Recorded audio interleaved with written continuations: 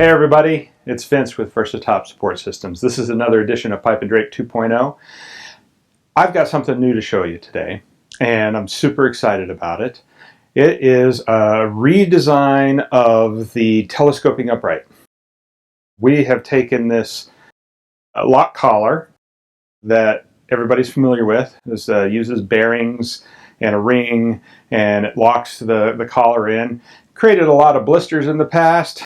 Some bruises, some cuts, you know, that kind of thing. So my team and I, we took it apart, decided that we wanted to redesign it completely to get rid of all of the issues that we were experiencing with the old telescoping upright locks.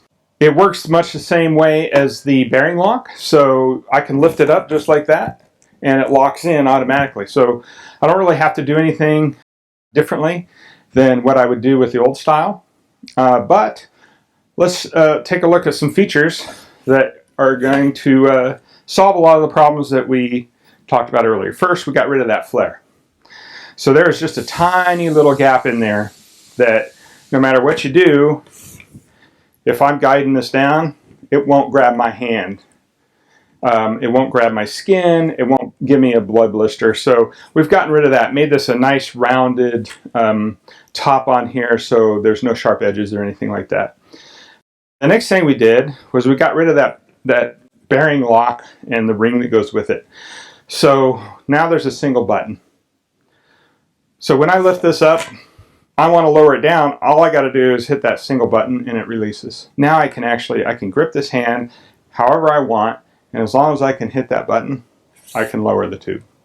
So I just push that button up against the springs and it lowers the tube. And you saw how smooth that came down, right? You can't do that with the old stuff.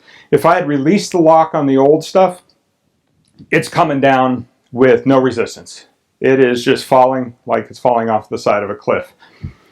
What we did is we designed this so it would have a little more control. So if I lift this up again and you get used to this button, you can actually glide it down, which is why we call it the glide lock.